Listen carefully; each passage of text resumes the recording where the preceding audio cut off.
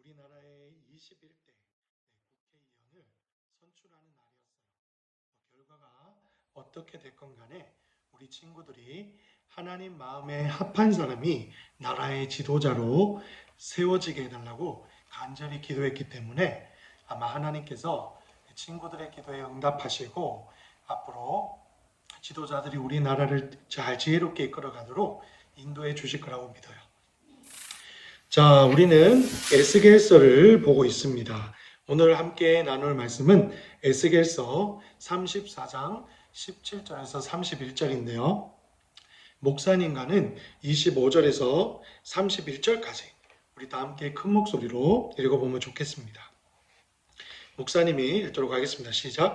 내가 그들과 평화의 언약을 맺고 그 땅에서 들짐승을 없애버려 그들을 광야에서도 살고 숲속에서도 안심하고 자게 할 것이다. 내가 그들에게 복을 주며 나의 언덕을 둘러싸고 있는 지역들에 복을 줄 것이다. 계절에 따라 비를 내려줄 것이니 복의 비가 내릴 것이다. 그리하여 들의 나무들이 열매를 맺을 것이요 땅이 그 농작물들을 낼 것이니 사람들이 그 땅에서 평안하게 살 것이다. 내가 그들의 멍에줄을 끊고 그들을 종으로 삼은 사람들의 손으로부터 구해낼 때에 그들이 내가 여호와인 줄 알게 될 것이다. 그들은 더 이상 다른 나라에 의해 약탈당하지 않을 것이며 들짐승들도 그들을 삼키지 않을 것이다. 그들은 안전한 가운데 살게 될 것이며 아무도 그들을 무섭게 하지 못할 것이다. 내가 그들을 위해 기름진 땅을 준비할 것이요 그들은 더 이상 기근의 희생자가 되지 않을 것이며 모든 나라들의 멸시를 당하지 않을 것이다. 그때 그들이 나 여호와 하나님이 그들과 함께 있다는 것과 그들 곧 이스라엘의 족속이 내 백성임을 알게 될 것이다. 나 주 여호와의 말이다. 나의 양이요 내 목장의 양떼들인 너희는 내 백성이며 나는 너희 하나님이다. 나 주 여호와의 말이다. 아멘. 우리가 지금 에스겔서를 배우고 있는데 친구들에게 이 에스겔서는 약간 어색하고 생소할 수 있어요. 그래서 다시 한번 에스겔서가 어떤 건지 지난 시간에 말했던 것을 함께 복습하면서 친구들이 머리에 넣었으면 좋겠어요. 에스겔이라는 말씀의 이름은 선지자의 이름을 그대로 따온 것이에요. 에스겔 선지자의 이름의 뜻은 하나님이여 강하게 하옵소서, 이런 뜻이에요. 에스겔 선지자가 활동했을 때는 바로 이스라엘 백성이 바벨론에 멸망하기 전 여호야김도 있고 긴도 있는데 여호야긴 왕 때 에스겔 선지자가 주로 활동했어요.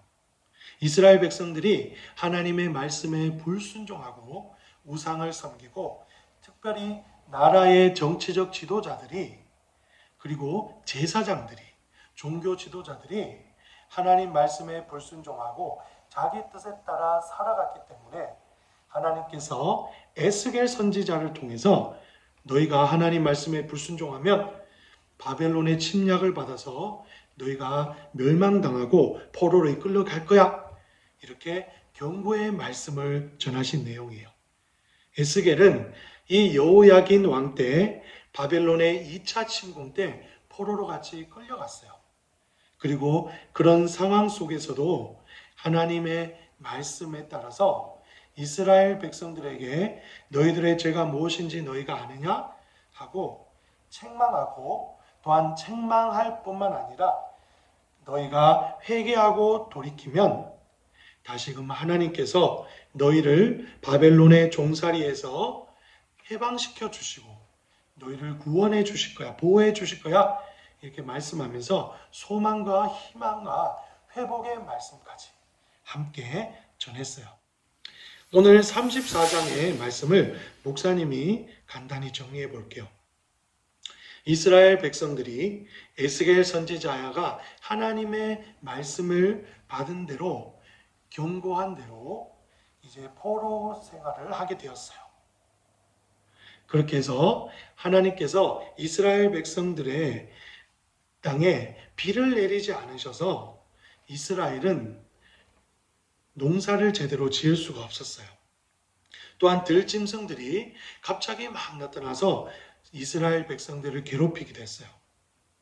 그리고 결국에는 어떻게 됐죠? 바벨론이라는 나라의 침략을 받아서 이스라엘과 예루살렘이 완전히 함락되고 나라가 멸망당하는 하나님의 처벌을 받았어요. 그렇지만 오늘 말씀에 우리 하나님께서는 자신의 백성인 이스라엘 백성에게 이제 내가 너희를 다시 회복시키시고 바벨론의 종살이에서 해방시켜 줄 거야 라고 약속하셨어요. 그것을 오늘 말씀 25절에 있는 평화의 언약을 너희들과 맺고, 바로 하나님께서는 이스라엘 백성들에게 평화의 언약을 맺으셨어요. 그리고 하나님께서 평화의 언약을 어떻게 이행하실 것인지, 하나님께서 약속대로 이스라엘을 구원해 주실 건지 오늘 말씀에 쭉 이야기하고 있어요.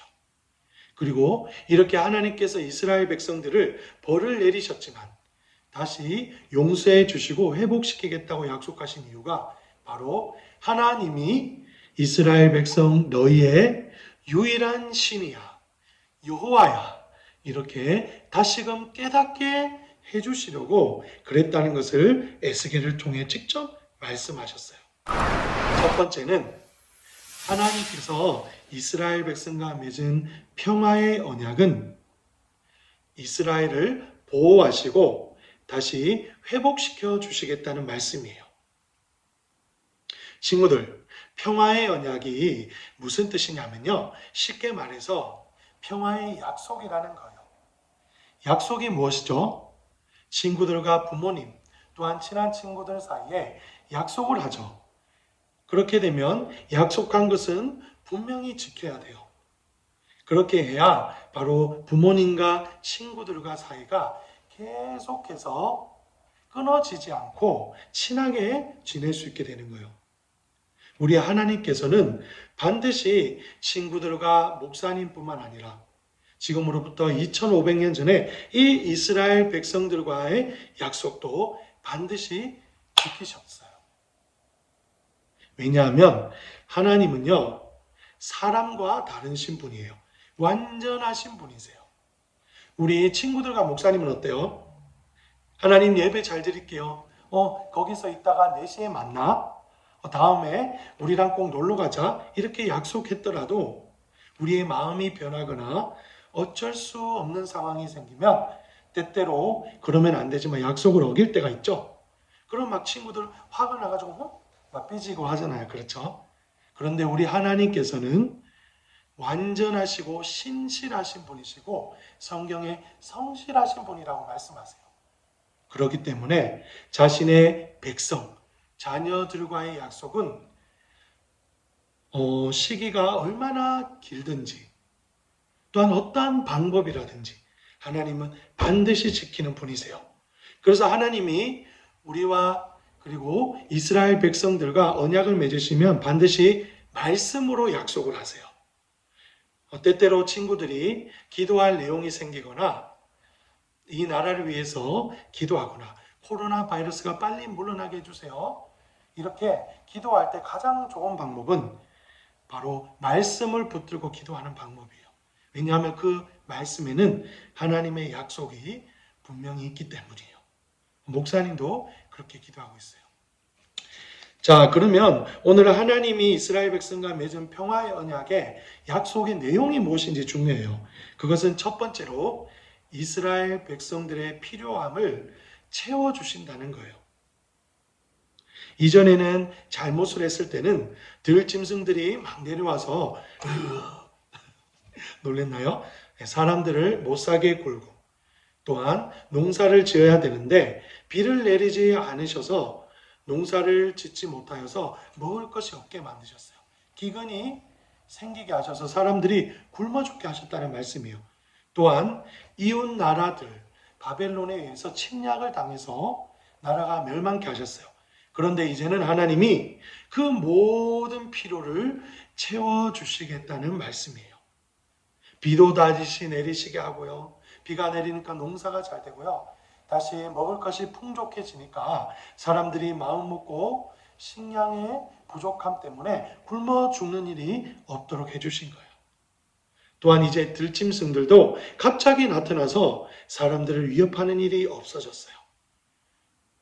또한 여러 민족들에 의해서 침략을 받고 조롱을 받고 이렇게 했지만 이제 다른 나라들로부터 침략을 당하는 일도 없겠다고, 이래 절대 그런 일이 없을 것이라고 하나님이 약속하셨어요. 이것이 바로 하나님이 이스라엘 백성들의 필요를 채워주시겠다는 말씀이에요. 그런데 그 중에 가장 중요한 게 있어요. 뭐냐고 하면요, 하나님께서 그들이 이제는 다른 나라들에 의해서 약탈당하거나 침략당하거나 절대 멸망하지 않을 것이라고 하나님이 약속하셨다는 거예요. 이것이 바로 하나님이 나라를 구원하시는 방법이세요. 이스라엘 백성들을 보호해 주시는 방법이에요. 그래서 평화의 언약의 핵심은 하나님께서 이스라엘 백성들의 필요를 채워주시고 이웃 나라들로부터 침략당하지 않도록 보호해 주시겠다는 약속입니다. 다음은 두 번째, 여호와 하나님께서 이스라엘의 목자이시자 목사님과 친구들의 선한 목자이심을 깨달아야 합니다. 오늘 말씀에 31절에 한번 볼까요? 목사님 읽어볼게요. 나의 양이요 내 목장의 양떼들인 너희는 내 백성이며 나는 너희 하나님이다. 나 주 여호와의 말이다. 아멘. 시편 23편 1절에 보면 여호와는 나의 목자시니 내가 부족함이 없으리로다 하고 다윗 왕이 고백한 내용을 친구들이 잘 알고 있을 거예요. 말씀에 보면 때때로 하나님께서는 또한 예수님을 이스라엘과 우리 친구들과 목사님의 목자이시고 우리들은 이스라엘 백성들은 하나님의 양떼라고 자주 비유하는 말씀을 볼 수 있을 거예요. 왜 이렇게 말씀하시냐고 하면요. 친구들 생각해 보세요. 우리가 TV를 볼 때 이렇게 친구들 목자나 아니면 여러 양들이 같이 이렇게 있는데 목자가 양들을 울타리 밖으로 넘어서거나 서로 싸우거나 아니면 풀을 뜯어 먹을 수 있도록 이렇게 막대기를 들고 잘 보호해주고 또한 잘 인도해 주는 것을 볼 수 있을 거예요. 목자는 오로지 자신의 양떼들을 위해서 하루 종일 관찰하고 양떼들이 서로 싸우는 것을 막아주고 또 무엇보다 양떼들을 위협할 짐승들로부터 보호해주는 역할을 해요. 그렇기 때문에 양떼들을 보호하시는 바로 우리의 목자 하나님, 이렇게 말씀에서 비유를 자주 하는 것이에요. 그런데 왜 갑자기 오늘 말씀에 하나님은 이스라엘 백성들의 목자가 되시고 이스라엘 백성들은 하나님의 양떼라고 갑자기 이런 말씀이 등장한 이유는 뭘까요? 왜냐하면 그 당시에 이스라엘 백성들이 멸망하기 전 그들을 섬겼던 왕이 하나님의 말씀에 불순종하고 백성들을 죄에 빠지도록 했던 악한 왕이자 목자였기 때문이에요. 그래서 오늘 말씀에 하나님께서 그런 거짓된 이스라엘의 왕, 목자들은 하나님께서 이제 벌하시고 진정한 선한 목자 대신 하나님께서 다시금 이스라엘을 양떼처럼 끝까지 보호해 주시고 구원해 주시겠다고 말씀하시기 위해서 오늘 말씀에 이 비유가 등장한 것입니다. 그런데 놀라지 마세요. 그때는 구약시대 때는 하나님께서 선한 목자라고 말씀하셨죠. 그런데 하나님께서 선한 목자라고 말씀하신 후에 우리에게 영원한 목자, 완전히 구원해 주실 목자가 한 분 오셨어요. 그분이 바로 신약 시대 때 오실 예수 그리스도라는 말씀이에요. 그래서 예전에는 하나님이 선한 목자가 되셨지만 우리들이 죄악 가운데 불순종으로 인해서 죽을 수밖에 없는 존재였어요. 그런데 우리를 완전하게 구원으로 인도해 주실 목자이신 예수님께서 약속으로부터 약속한 대로 오셨기 때문에 우리가 영원히 구원받는 양떼가 될 수 있었던 거예요. 친구들, 오늘 말씀을 통해서 하나님은 목사님과 친구들을 끝까지 보호하시고 구원으로 인도하시기 위해서 평화의 언약을 맺으시고 영원한 목자 대신, 완전한 목자 대신 예수님을 우리에게 보내주셨다는 사실을 함께 깨닫고 입으로 시인하고 고백하는 우리 친구들이 되었기를 축복하겠습니다. 하나님 감사합니다. 오늘 에스겔의 말씀을 통해서 이스라엘 백성들이 불순종으로 인해서 영원히 바벨론의 포로 생활을 하면서 멸망해야 될 존재였지만 하나님께서 다시 이스라엘 백성들을 용서해 주시고 구원해 주신 말씀을 깨닫게 하시는 애 감사합니다.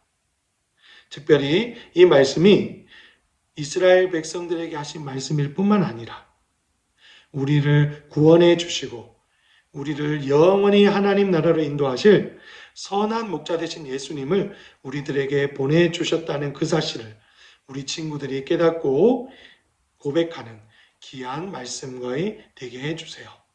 감사합니다. 이 모든 기도 존귀하신 예수님 이름으로 기도드렸습니다. 아멘.